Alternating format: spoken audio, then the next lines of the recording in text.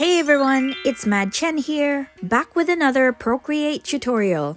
A while back, I created an animation tutorial for beginners, and recently, I received a request from a viewer wanting to know more about basic animation. So I made this tutorial to make it easier and simple for beginners. So stick around and we'll go through it in just a few moments.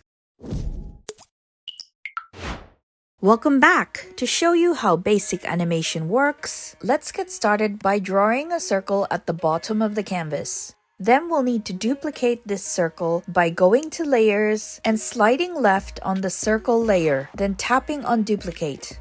Next, I'll click on the Transform tool to select the second circle and move it a little bit above our first image. I'll go back to Layers and duplicate the top circle again, then use the Transform tool to move the third circle above the second image. I'll repeat the process until I have enough circles. So now let's test this with Animation Assist. Let's go to the Actions tool, then tap on the Canvas tab, then toggle on Animation Assist. Next, we'll click on Play.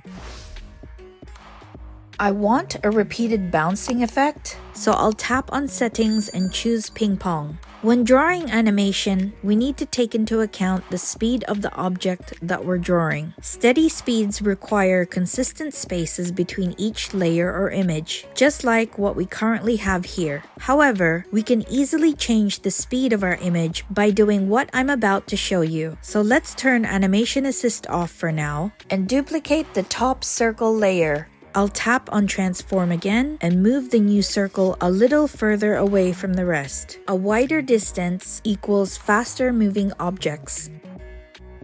You'll see that I have increased the distance between each new duplicated image for faster movement.